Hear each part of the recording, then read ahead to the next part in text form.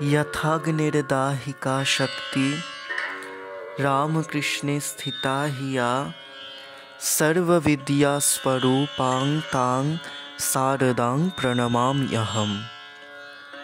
শ্রী শ্রী মায়ের কথা পাঠ।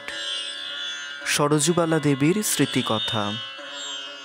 6 শ্রাবণ 1325। পূর্বপাঠের পরবর্তী অংশ।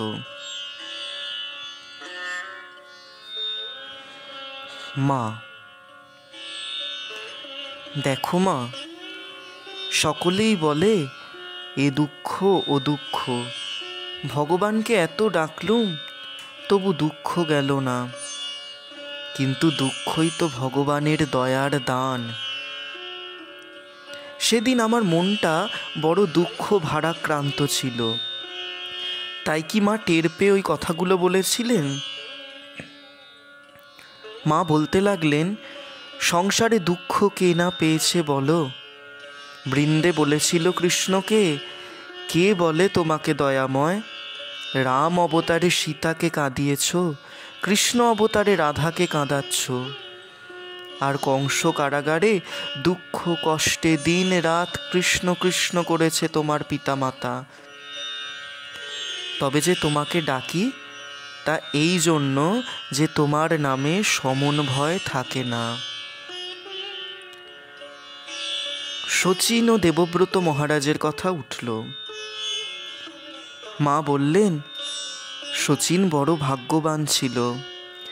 দেবব্রত যে রাতে দেহ রাখলে সেই রাতে ঝড় বৃষ্টি, লোকজন এ মঠে তখন কেউ ছিল না। আর শচীন সকালে গেল, মঠ লোকে ভরপুর। দেবব্রত মহারাজের কথায় বললেন, দেবব্রত যোগী পুরুষ ছিল। একটি স্ত্রী লোকের কথা উঠল।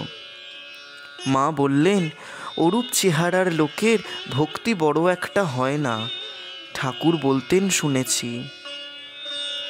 আমি বললুম, হ্যাঁ মা, আবার কান তুলসে, ভিতর বুঁদে ইত্যাদি আছে, ঠাকুরের বইতে পড়েছি।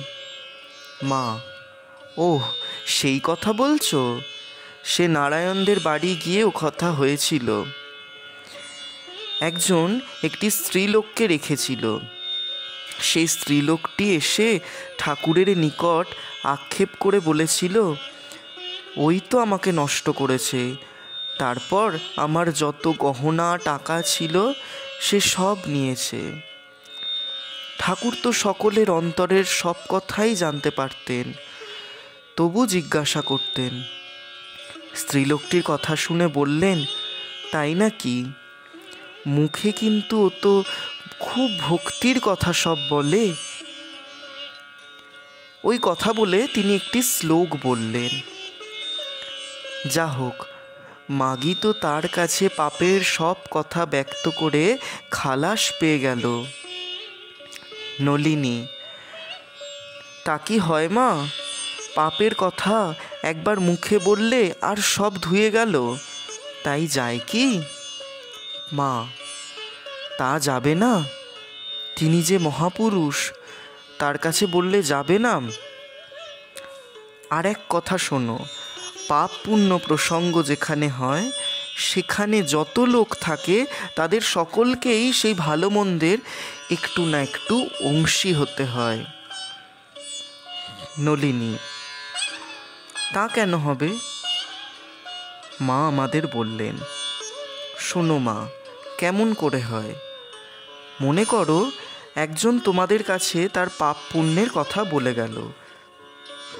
মনে কখনো সেই লোকের কথা উঠলেই সঙ্গে সঙ্গে তার ওই ভালো মন্দ কাজগুলির চিন্তাও এসে পড়বে। এই রূপে সেই ভালো বা মন্দ দুই তোমাদের মনের উপর একটু কাজ করে যাবে। কি বলো মা, তাই না? আবার লোকের দুঃখ কষ্ট অশান্তির কথা ওঠায় মা বলতে লাগলেন, দেখো, লোকে আমার কাছে আসে, বলে জীবনে বড় অশান্তি, ইষ্ট দর্শন পেলুম না, কিসে শান্তি হবে মা? কত কি বলে। আমি তখন তাদের দিকে চাই আর আমার দিকে চাই। ভাবি, এরা এমন সব কথা কেন বলে? আমার কি তাহলে সবই অলৌকিক? আমি অশান্তি বলে তো কখনো কিছু দেখলুম না। আর ইষ্ট দর্শন, সে তো হাতের মুঠোর ভিতর, একবার বসলেই দেখতে পাই। ওম শান্তি শান্তি শান্তি। হরি ওম তৎসৎ। শ্রীরামকৃষ্ণার্পণমস্তু।